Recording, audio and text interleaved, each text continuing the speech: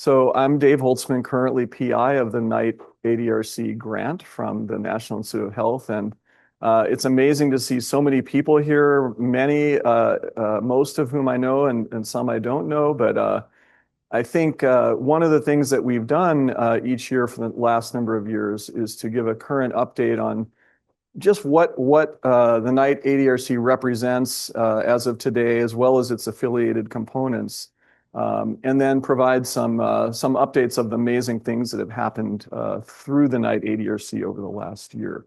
So I know these are tough times right now for medical research, but I think let's celebrate what we've been doing because it's simply an amazing amalgamation of people that have led to I don't even think arguably the best ADRC in the United States. So,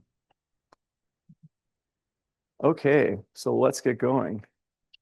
I have to give disclosures, and as I show this disclosure slide, for those who want CME, the current CME office website was closed this last week, so we couldn't enter the information to get it, but you can get CME either by emailing in the chat on Zoom or in the back of the room. There's some forms you can sign as well.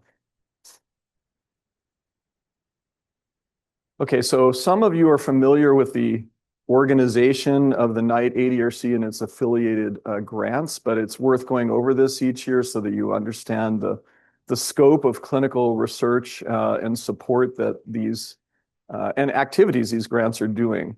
So the Knight ADRC is a grant that comes from the NIH, and there are there's actually more than this, but there's three main other affiliated grants that are linked to many of the activities that occur as part of the Knight ADRC. So there's the Knight ADRC, and it has different core activities that are in blue, and many of these core activities, which include things like the administrative core, the clinical core, where our participants are evaluated, et cetera, also serve the same sorts of functions for these other grants. So the other grants are the Healthy Aging and Senile Dementia Grant, which is actually the longest standing grant that's related to the ADRC, started in 1984. And then the Knight ADRC grant started in 1985. And then there's the Adult Children Study, which started quite a bit later.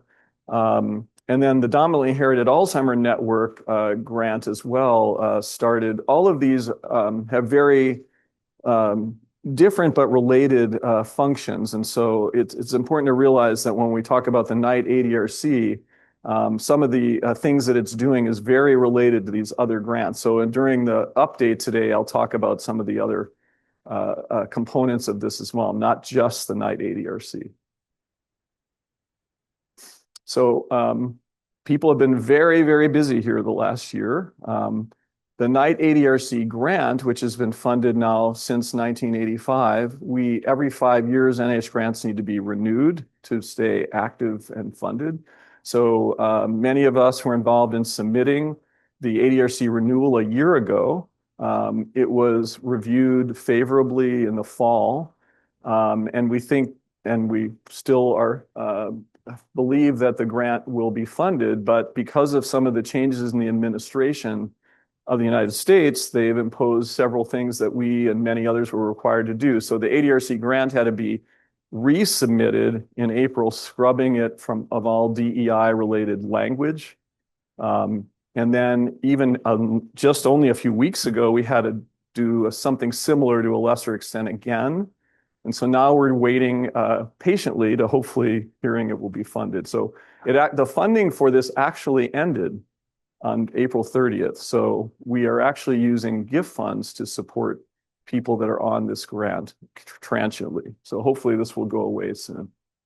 The other two of the other three major grants, the Healthy Aging and Senile Dementia Grant, we had Dr. Morris, Dr. Schindler, and many other investigators decided a few years ago, and I'll go through the history in a slide or two about this, to combine those grants and resubmit this as a renewal, and that just happened as well just a few weeks ago. So hopefully that will get funded after it's reviewed.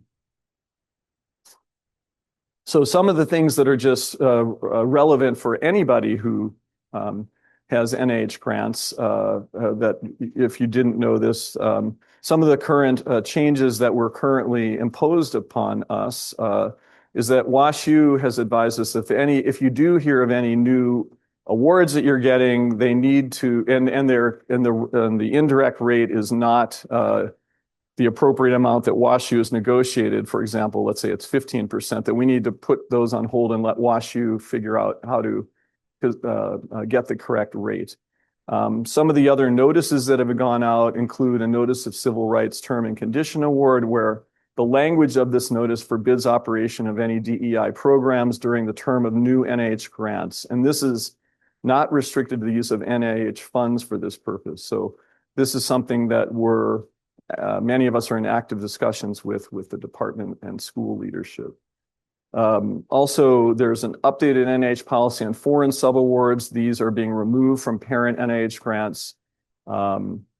I've heard, and maybe Randy and Eric know more about this, but I think that includes Diane. That's as well, correct? And then if your grants, if you want to get a no-cost extension, they don't automatically occur. You have to ask for these now, so just be aware of that. So in terms of the combining the two current large program project grants, the Healthy Aging and Senile Dementia Grant and the Adult Children's Study, you can see the different leaders that are involved in the different cores and projects. Dr. Morris is currently the PI of both of these grants. And you can see the different leaders of the different cores that are in these grants and who they are, and the different projects. But what was done for the renewal grant that just went in is that these grants were predominantly combined. Some of the things on them weren't in the new grant, but many parts were. You can see the cores, Dr. Morris and Schindler went in as co-PIs of this proposed new grant. Dr. Morris heads the clinical core, Kenji Zhang, biostatistics, Rick Perrin, neuropathology, Tammy Benzinger, imaging, and Suzanne Schindler, the fluid biomarker core. And then the four projects are listed here. One of the things that's very new is this project called COMPASS, or City Partners in Brain Health Study. And I have a slide later illustrating what that new project encompasses. Project 2 is examination of diagnostic tests and treatments in a clinical cohort. So looking at people in our memory diagnostic center as well, and their different tests they receive. Also detailed multi-tissue molecular characterization of clinical and biomarker onset. These are studies led by Carlos Cruchaga and his group that have looked at multi-omic assessment of as diagnostic and prognostic information. And then Tammy Benzinger is identifying factors that affect amyloid tau and symptom onset. So the Knight ADRC has had very stable leadership the last number of years. You can see myself and Krista Mulder are heading the administrative core, the clinical core, Dr. Morris, Justin Long, and Nicole Elmore, biostats, Kenji Zhang, Rick Perrin, neuropathology, Carlos Cruchaga, genetics core, Suzanne Schindler, the fluid biomarker core, and actually Celeste Karch heads a biomarker core, but that's not a fluid biomarker core. That's more iPSC cells and their use. And then there's an imaging core with Tammy Benzinger, Cyrus Raji, and Brian Gordon. There's the research education component, or REC, that's led by Joy Snyder and Susie Stark. We have a health disparities engagement core headed by Joy Balls-Berry. The Outreach Recruitment Engagement Core, or core, headed by Andrea Denny, Jessica Mazursky, and the Cognitive Assessment Unit by Jason Hosenstab, and the Clinical Trials Unit headed by Joy Snyder. So all these people have been in place for a while, which I think really has solidified the core activities within the Knight ADRC. So there's a number of different terms that we use that have evolved over many years, and it's probably worth redefining for those who aren't aware what the Memory and Aging Project is, which was actually established in 1979 by Leonard Berg. And what this represents is the clinical and cognitive assessment protocols and faculty and staff who administer them to all of our participants. So if you're a participant and you're enrolled in one of the many grants that we have, like the ADRC grant, the Healthy Aging and Senile Dementia grant, the Adult Children's Study, even though the funds from those grants might support the different activities that are going on for different participants, the Memory and Aging Project has set up the same assessments be done on every single person in the same way, so that data generated, whether it's funded by one grant or another, you're all generating the same data that can be used similarly. So as I said, the federal grants from the NIH support the assessments through the ADRC grant, which I mentioned earlier was funded at first in 1985. We also have a number of other ways that we can support these studies, including an endowment that was given by Charles and Joanne Knight. Thus, this is called the Knight ADRC. We're one of 36 current Alzheimer's disease research centers in the United States. And as I mentioned earlier, the two other major grants that we currently have that are linked to the ADRC grant closely are the HASD and the ACS grant. Now, all of these have been continuously renewed every 5 years, and we hope, despite many of our worries, that this will continue over the next several months. So the Knight ADRC in many ways is one of the most interdisciplinary research efforts at Washington University. So there's faculty from 16 departments at the medical school that are involved in the Knight ADRC. And then on the Danforth campus, there's a lot of involvement over many years from the Department of Psychological and Brain Sciences, the Brown School of Social Work and Institute of Public Health. The Olin Business School, headed by Mahendra Gupta, is involved in a study improving recruitment of Alzheimer's disease clinical trials using a web-based tool that incorporates plasma biomarkers. This is work in collaboration with Suzanne Schindler. In the Department of Political Science, our longstanding collaborator, Matt Gobble, has been involved in conducting national surveys to understand motivation to participate in AD research. So, what are we really doing at the Knight ADRC and its affiliated issues? What are the main question that has really been asked from the beginning of these studies? And I think this has really defined a lot of the progress. Not just what we've been doing here is defined a lot of the progress in the field because of what Dr. Morris, Dr. Berg, and others initially set out to ask many years ago, which is when in the lifespan does pathology of Alzheimer's disease, including the things we are aware about, including amyloid and aggregated tau and other changes like inflammation, when do these actually begin and how do they change over time? And I remember when I was first recruited here in 1994, I had started reading about the things that Dr. Morris, Berg, and others were publishing in the late 80s. And a lot of the things that we all were at that time were not even thought about. They had already been realizing that the pathology, while they didn't know the time course, they already were seeing that the pathology of disease started many years before the symptoms. And I think it took 15 more years for most of the rest of the field to finally understand why they were saying that. So there's a lot of things that can increase the risk for developing the pathological changes of Alzheimer's disease before the symptoms begin. And and different people here have been studying many of these, including systemic and intestinal inflammatory changes, the gut microbiome, physical activity, cerebrovascular disease, social determinants of health, and self-reported race, as well as sleep and circadian biology. So what are some of the factors that influence the transition not only from pathology, but also from becoming asymptomatic to symptomatic? These are all very, very active questions that we're addressing. So I had mentioned about how we've had these two grants for some time, the Healthy Aging and Senile Dementia and the Adult Children Study. The history of trying to combine these is listed here. The National Institute of Aging program officer for these grants is named John Shaw, and he encouraged Dr. Morris and others to combine these two program projects given their scientific overlap. So one was studying people more middle-aged, the other people older, but many of the scientific questions were similar. So this was discussed further in 2023 when this potential mega grant was discussed with our external advisory committee. They supported that this go in as a single grant. And then through asking questions, we were able to then ask the NIH formally whether we could put in this grant to the then director of neuroscience at the National Institute of Aging, who was Eliza Maslia. They agreed that we could submit the grant.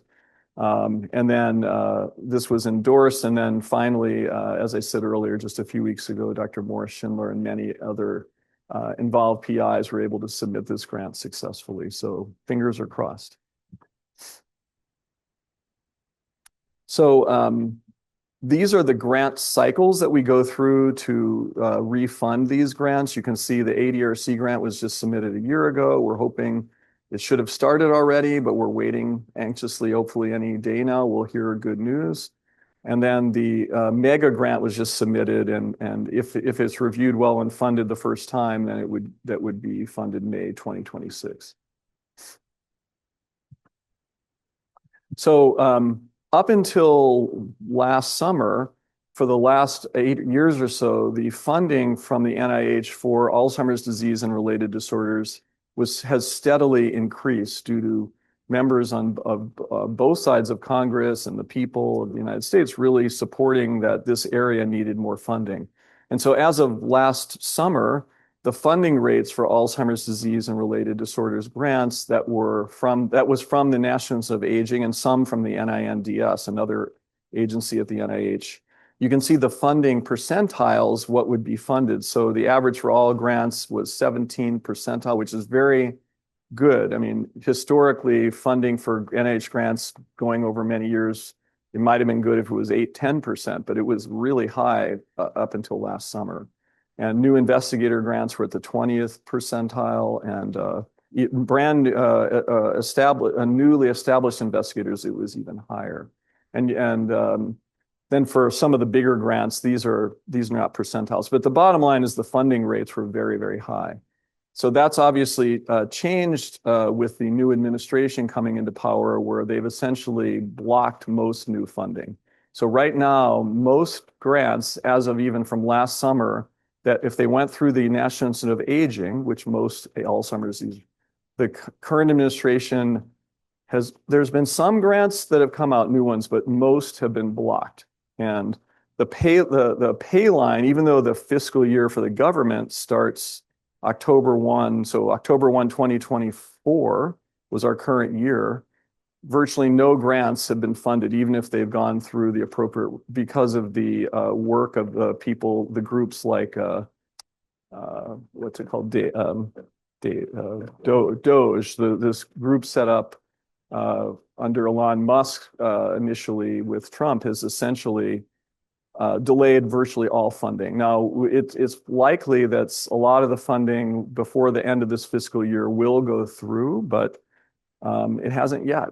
So we're very hopeful. And if any of you have not voiced your concern with our current representatives, please contact them, because I think this is and most people would say this is a complete disaster. So in terms of philanthropy for the Knight ADRC, how are we supported outside of foundation grants and grants that are from the government? There are two endowments to the Knight ADRC that support general operations. One is to the Department of Neurology that supports faculty retention and endowed professorships. But we also have other funds that allow us to develop and improve on the current infrastructure and its capacity. So, for example, some of these funds are used on a yearly basis to augment the clinical core and what occurs there. Provides funds that just the grants don't provide enough funds to make these work. That includes things like adding blood tests to evaluate vascular risk, compensation for clinical and cognitive assessments I'll mention in a minute. There's also new research projects that are developmental projects and research and education scholars every year, and we use some of these funds to supplement what the NIH grant is able to do. The Knight ADRC Clinical Trials Unit is supported by gift funds, and now the last several years have been renovated space and staff. We've also been able to establish the Health Disparities and Equities Core through these funds, and Compass, which I'll talk about in a moment. So with the Knight ADRC renewal, assuming it gets funded again, We've received support from many departments and as well as centers here at WashU to the tune of about $900,000 a year that will support a number of these types of initiatives on top of what the grant funds. So these are for the rec scholars, some of the other things that are just simply impossible to fund with funds that are in the grant. So that's really, the community at WashU has gone out of their way to really help us with additional funding. So through the different resources that the Knight ADRC generates, like participant clinical data, imaging data, fluid biomarker data, genetic information, work from cell lines that are collected. These resources have supported all of these new grants that were funded in the last year or so that are listed here. I'm not going to go through all of them, but there's so many different grants that are supported by these resources. And I think, the whole is definitely greater than the sum of the parts. So these are newly funded grants all from the last year or so. But there's also many different other NIH collaborators that we work with to support their activities. So in the Dominantly Inherited Alzheimer's Network, with Randy Bateman, Eric McDade, and the Diane Trials Unit. They have been collaborating with many people across many sites in the United States, around the world, as is the ADRC has been contributing to some of this. Kenji Zong's R01 on longitudinal racial disparity in molecular biomarkers. We've collaborated with the USC and Art Toga on vascular contributions to Alzheimer's disease. Erdek Tanner and Sakin from Mayo Clinic in Indiana and other universities. We've worked on peripheral biomarkers. Jinmu Lee, Carlos Cruchaga, and Manu Gayal have a new NIH-funded Center Without Walls for Understanding Vascular Cognitive Impairment. We're contributing to those studies. We also are working with Keith Johnson, Beth Mormino, and the Clarity study, which is a large new cross ADRC grant to study neuroimaging across centers. We've worked with Mike Weiner on ADNI for many years. This is a large neuroimaging and biomarker study. We worked with Dr. Apostolova at Indiana on the LEAD study. This is following people who have not autosomal dominant AD, but earlier onset of AD than age 65, and collaborating on that. Worked with Dr. Homan at Vanderbilt on this AD sequencing project. We've also worked with, I think this is Marilyn Albert on Dr. Albert working on longitudinal validation of retinal biomarkers, working from Rhode Island. And also the Alzheimer Biomarker Consortium in Down syndrome, so ABCDS. There's many universities that we've been collaborating with on these studies.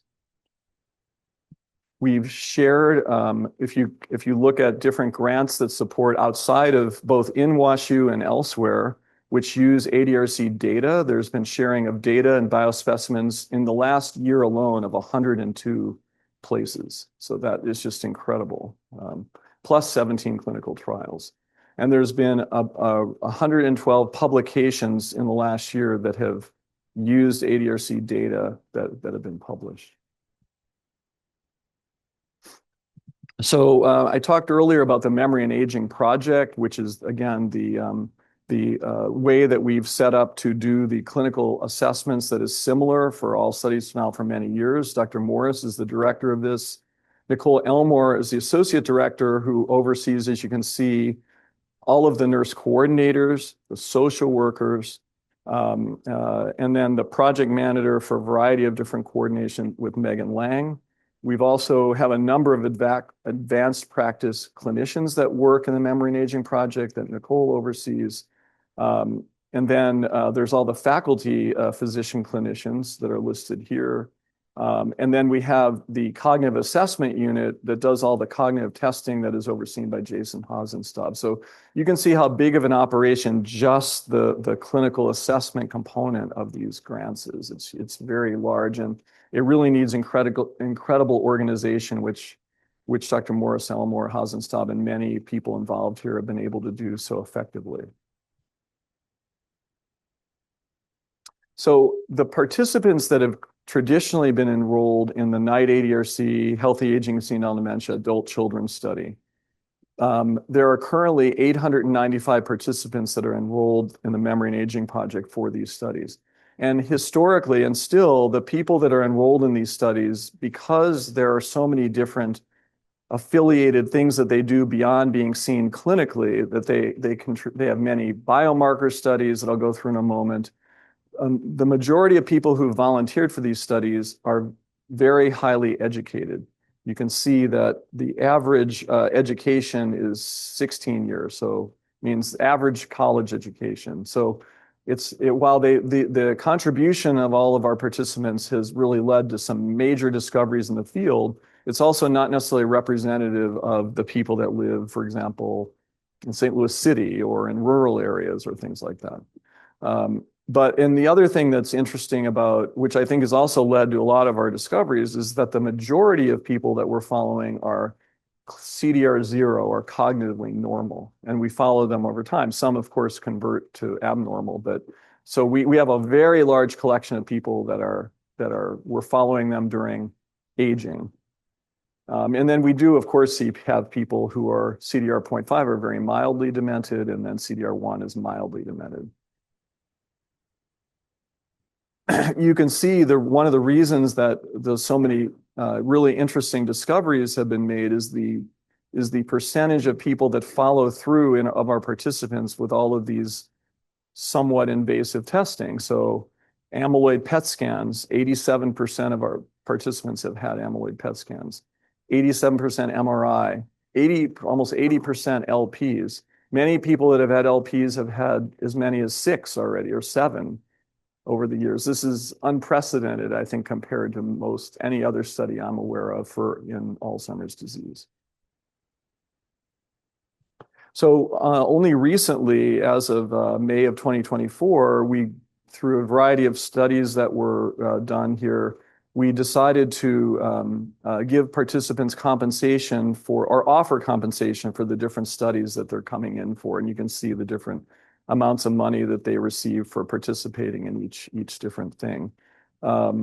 So you can see of the 612 participants who've so far come in since this happened, 612 and 374 have received compensation, and about 5% have declined compensation, preferring to donate back to the research program. So I think this is appropriate and helpful, and hopefully it encourages people not in a crazy way to actively participate. But as you probably all know, I mean, people do this because they really want to help humanity. They're not doing this to make money. So one of the things that just changed in the last 6 months or so is a change in what's called the uniform data set. So in 2005, the National Alzheimer's Coordinating Center tried to standardize the way that people were longitudinally assessed from a neurocognitive data collection basis. And I think, Dr. Morris, you were very involved right from the beginning of this. And just like computer programs go through version 1, 2, 3, 4, this data set has gone through different versions, and it was just changed to a 4th version recently. This is a big deal because it's a lot of complicated information that you collect. So when you change something like this, it's not trivial. So when this was changed, the NIGHT ADRC implemented this on the first day that it was available to do, which was not the case for most of the rest of the centers around the country. So we launched this January 14th. I'm sure Nicole had a lot to do with this with Dr. Morris and many others, so congratulations. And I know Krista Mulder has been a super organizer, cheerleader for all of the things related to the ADRC. So thanks for all of your work on this as well. So only 44% or so of ADRCs have started collecting data using this, and 28% of the centers have actually started submitting data. So we've actually already had 285 participants who've been assessed using the UDS version 4. I think it's supposed to officially, everybody's supposed to be using it by June 30th, if I'm not mistaken. So some of the key changes to this for those who have interest in what was changed that might use some of the data from this. There's a dedicated form now to capture social determinants of health for a more comprehensive understanding of cognitive decline factors. I'll mention this in a moment in another slide. And then the other thing to know, if you're gathering data that's clinical, that's collected from our ADRC, is that some of the participants in this cohort are receiving disease-modifying therapy. So some of the new anti-amyloid antibodies. And while we track that in our participants in this new version, UDS4, not all participants necessarily have been seen longitudinally since they started on these treatments. So if you want to get data, keep this in mind when you're requesting this so that you could factor this in one way or the other. There's also some new categories, including subjective cognitive decline, mild behavioral impairment, and a verbal learning test to assess new cognitive domains. So again, a few new changes. Okay, so because of all the great work people are doing, we have annual awards for different things, and this year's winners of the Mildred and Pletsky prize awardees were Marta Stojanovic from the lab of Denise Head, and Yun Chen from my lab for some of their outstanding work as postdocs and or graduate students. And then Nico Bartholome was the winner of the Laura S. and John A. Blumenfeld Award, which has typically gone to a junior faculty member. So congratulations again to those really great scientists.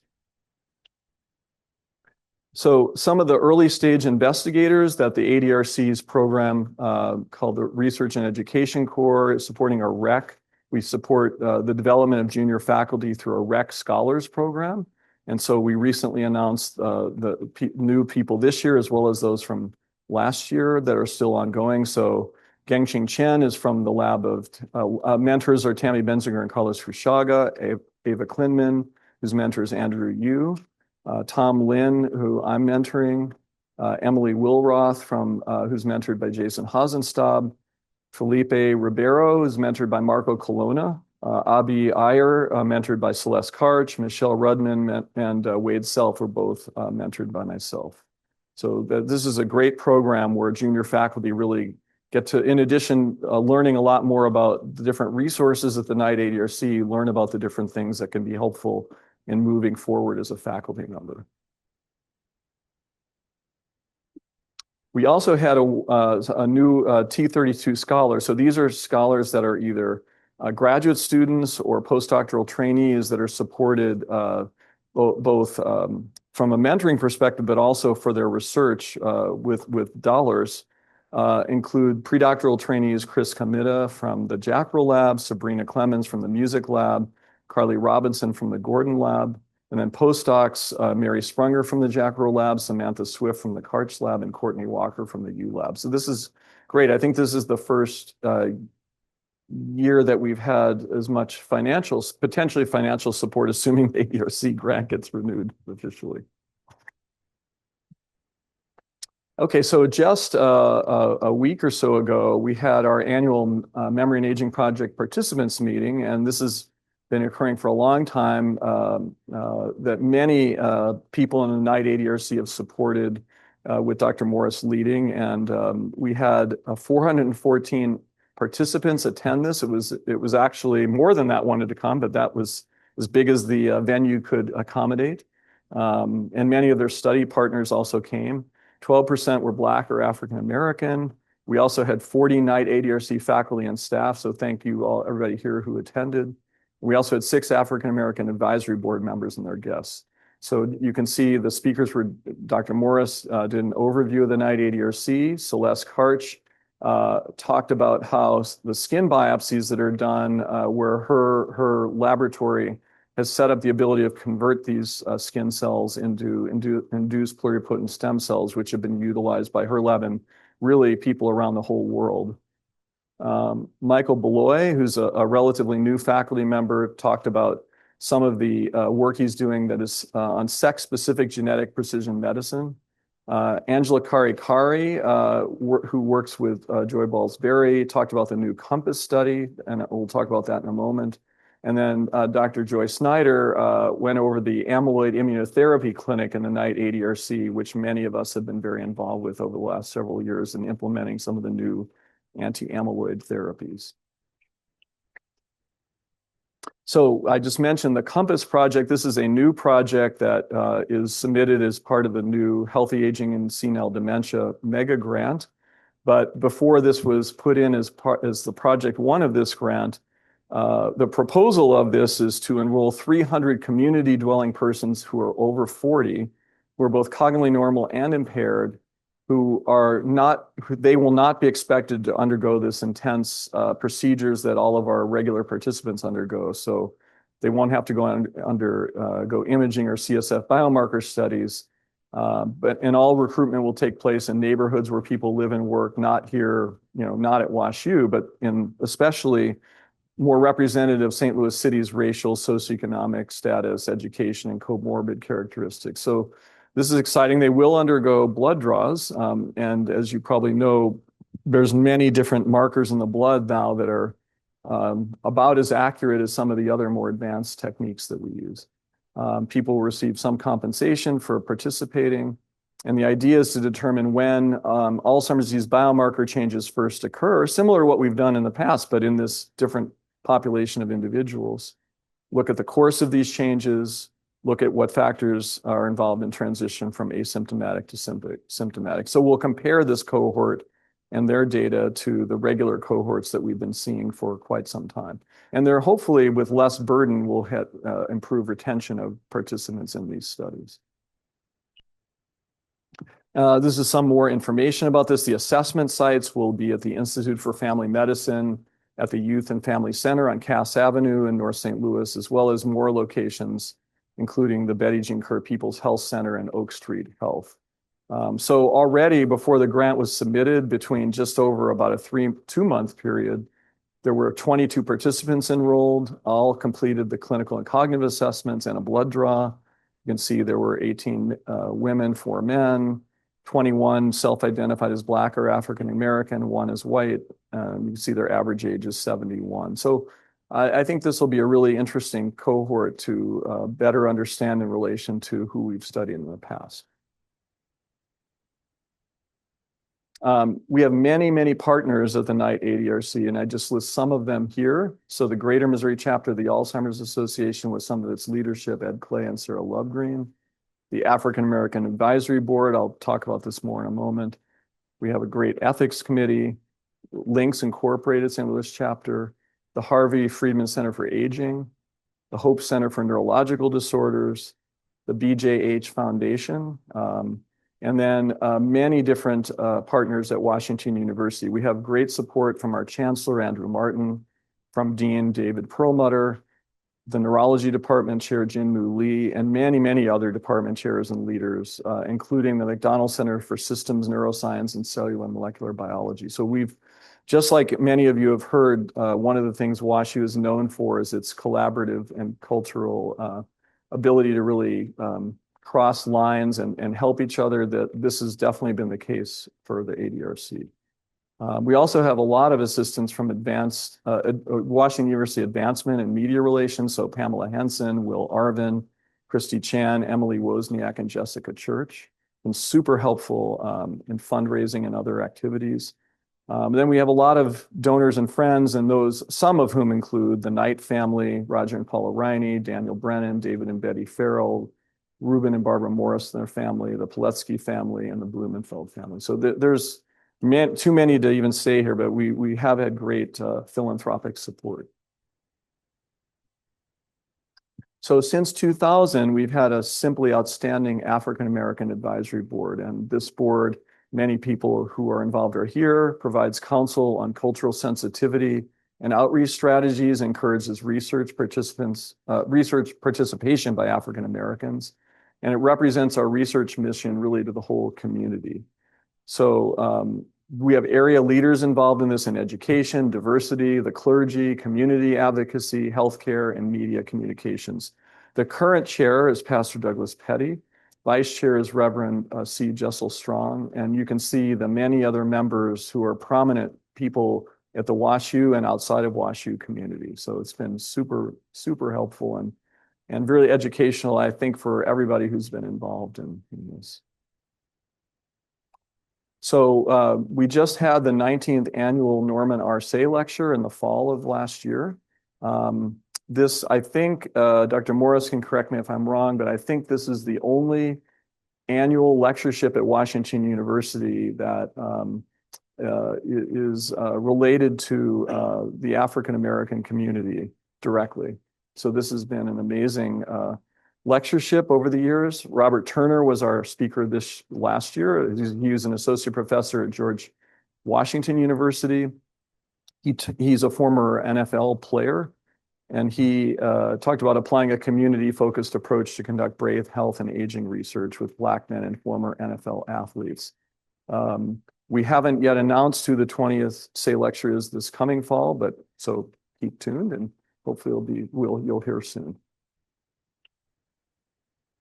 Okay, so in addition to studying Alzheimer's disease and related disorders, many people here are also trying to advance therapies. And Joy Snyder leads our NIGHT ADRC clinical trials unit. It's still actively recruiting. I'll just list some of the studies that are ongoing now that you can refer your patients to. One is called START. It's a phase 2 study of an antagonist of the sigma-2 receptor. These are people that qualify would have very mild or mild dementia, and you can list, if you have any people that you might want to refer, sending a note to Dr. Snyder directly or some of the staff there, they can tell you whether people might qualify for this and other studies. So you can see that one of the other really groundbreaking studies that have occurred over the years is the dominantly inherited Alzheimer's disease trial unit, and one of the relatively newer components of this is led by Eric McDade, which is the primary prevention study.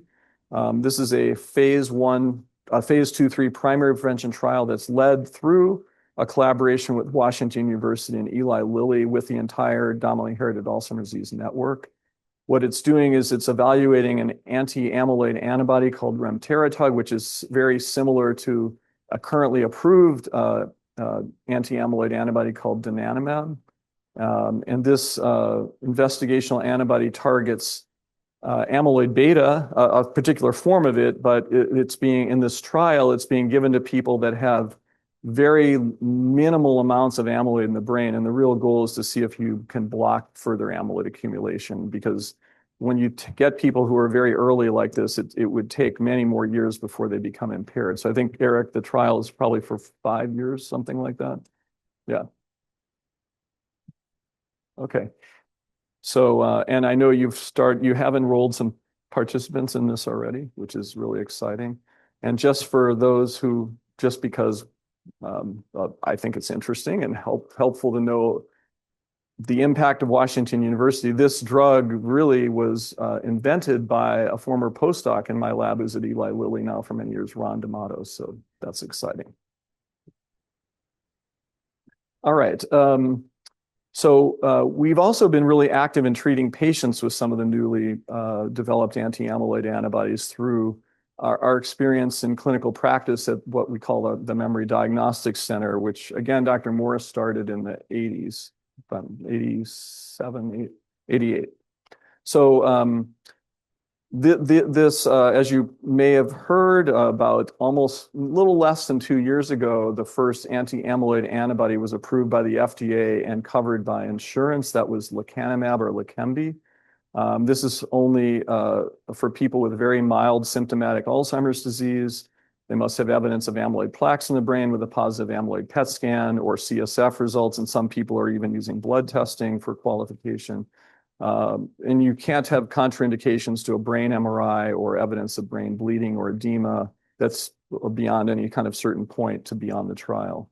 And you must be willing to undergo frequent drug infusions. It's every 2 weeks for lecanemab, and then the more recently approved antibody is donanemab. That's every 4 weeks. So, and they're also, this has been intravenous, but there's a new form of these that's being evaluated that would turn into a sub-Q treatment. The degree of benefit is definitely clear. It's small, but it's clear, and it results in mild slowing of dementia progression. And so far, we have about 400 patients that have received treatment at our Memory Diagnostic Center, which I'm pretty sure is the most in the world at any single academic site. So that's an amazing accomplishment by many, many people who've been involved in trying to implement this. And I actually will talk a little bit more about one of the papers that has just came out of the studies here in a moment. So I'll talk about this a little more in a moment.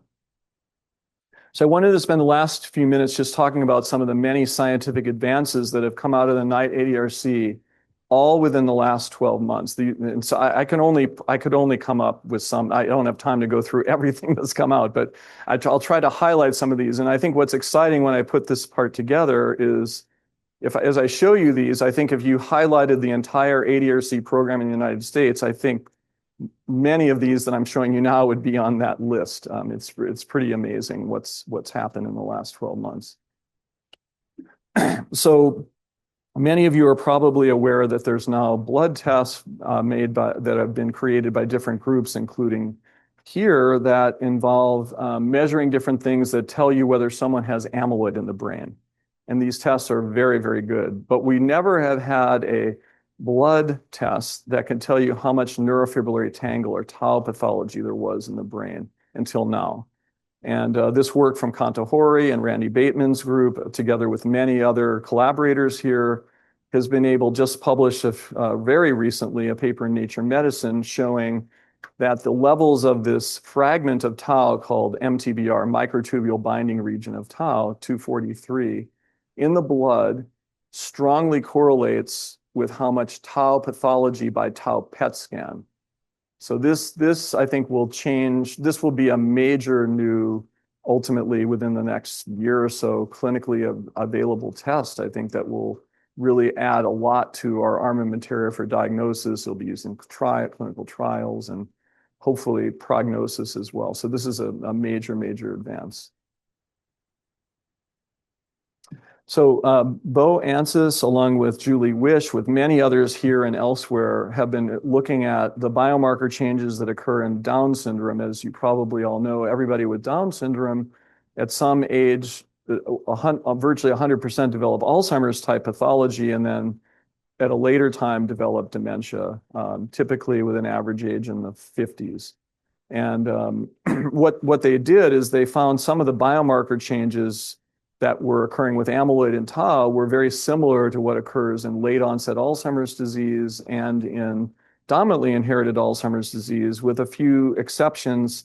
And some of their data suggested that the tau pathology occurs a little bit earlier after amyloid deposition than it does in late onset Alzheimer's and dominantly inherited AD. And I think this is an important group of individuals that are now being entered into clinical trials for some of the same types of things that have been used in other forms of Alzheimer's disease. So some of the things that many people here have been interested in a long time is evaluating people before they become cognitively impaired, as can be detected by other loved ones or themselves. And so some of the ways of assessing impairment is called the pre-Alzheimer's disease clinical cognitive composite score, or PAC. And so there's different of these cognitive measures that have put together as an overall score or individual domains. And Jason Hasenstab and his colleagues have put together different forms of this composite score or individual ones and compared them to each other. And I think this work will really lead to a little better standardization and determining which of these tests might be best in which setting.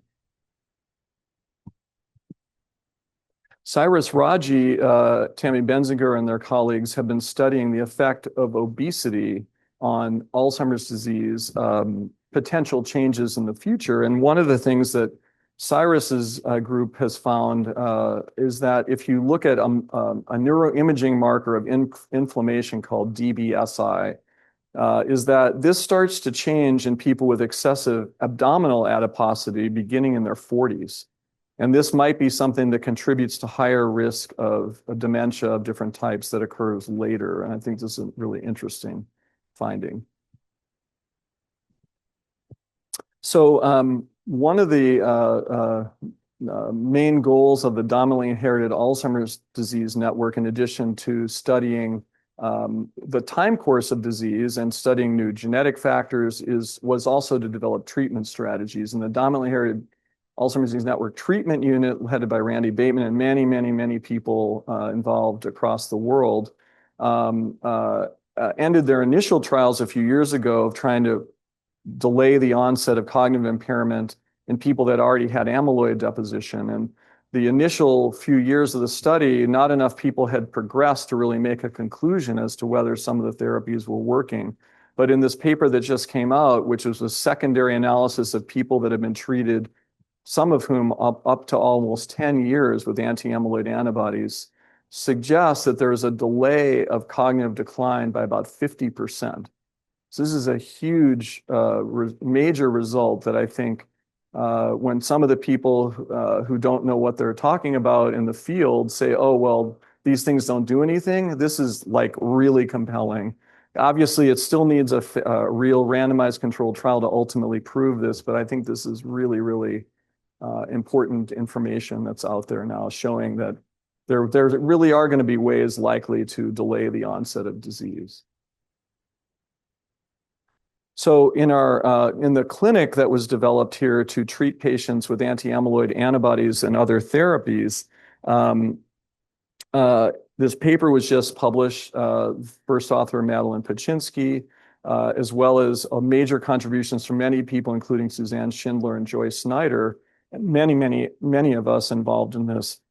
It looked at the first about 240 people that were started on lecanemab, and that number of people was between beginning of August of a year and a half or so ago, just through October. So it was only 15 months, already 240 people were put on lecanemab and they were followed. And this really nice paper was just published showing that if you look at the clinical trials and compared the safety of lecanemab in a real world clinic versus clinical trials, that the results were very similar.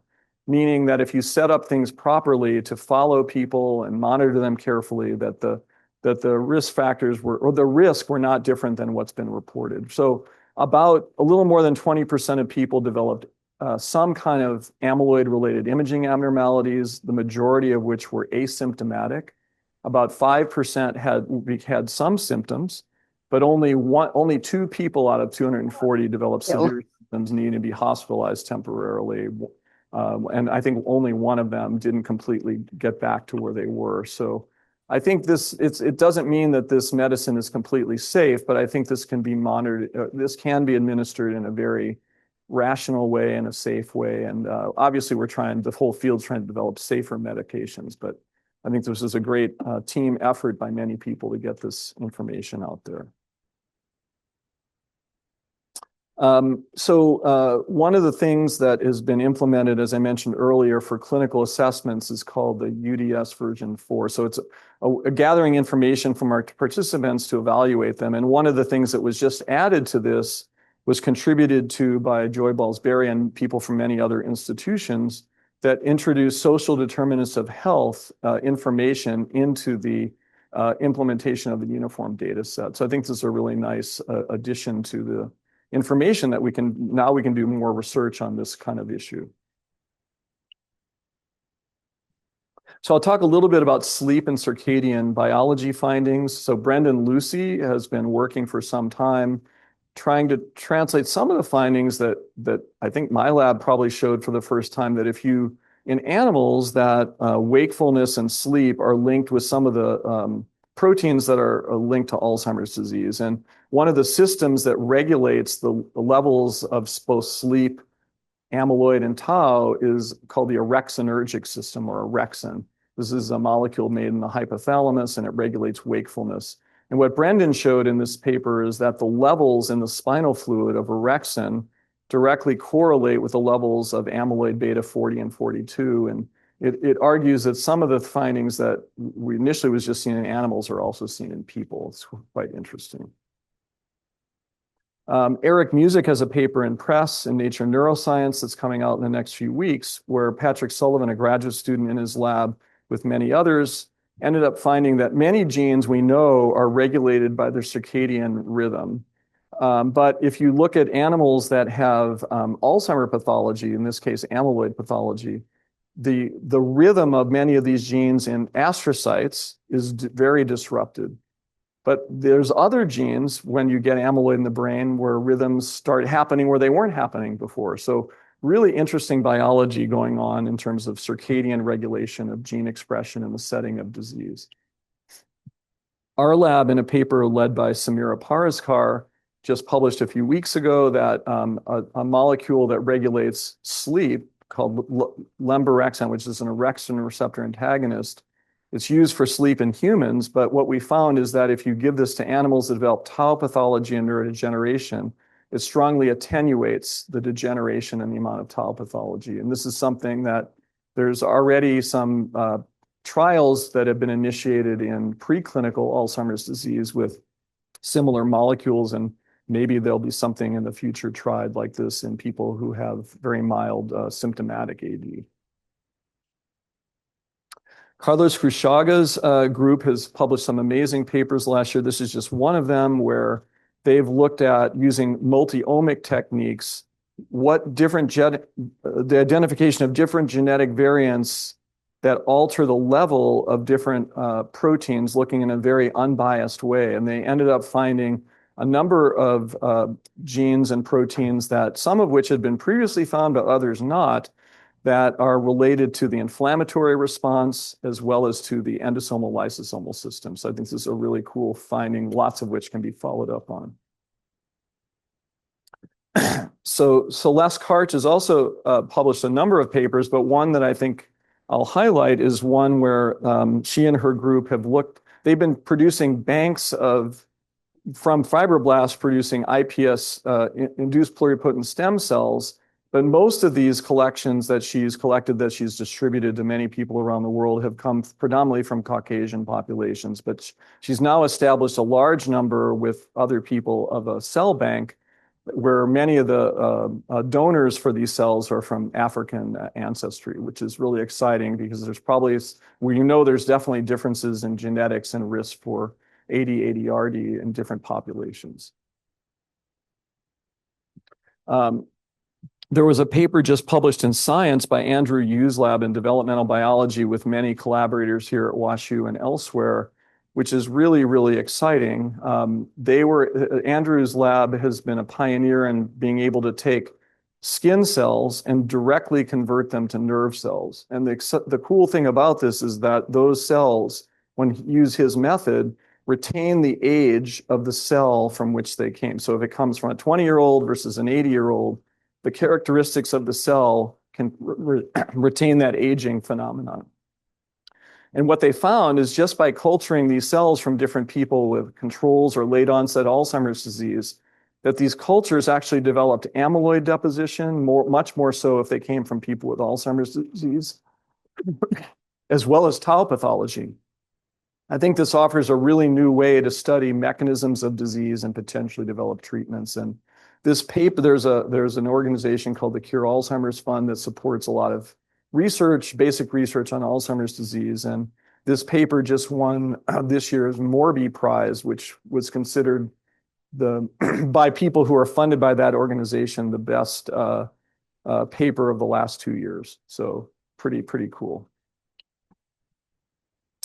Yoni Kipnis and Marco Colonna have both been publishing really interesting papers on the role of the immune system in neurodegeneration. And this particular one from Dr. Kipnis's lab just came out a few weeks ago, shows that the meningeal lymphatic, so the lymphatic system that sits in the dura that serves as the lymphatic system for the central nervous system, that if it becomes impaired, it alters the immune response in the brain. So this whole system might be a new target for better understanding and developing treatments. Okay, so to wrap up, I think the Knight ADRC is really thriving. We have incredible people here, clinician scientists, staff, and administrators. I want to thank everyone involved in the Knight ADRC. This is truly a team effort, and I think we have the best team in the world. This was a prior picture of all of us, which is reminding me that everybody who's here, please, at the end of this, go outside and we're going to get a photo of everybody now that we're all together again, that we can put together. And that's what we're going to do in a moment. So thanks so much. If there are to claim in CME again, you have to sign a form or send us an email.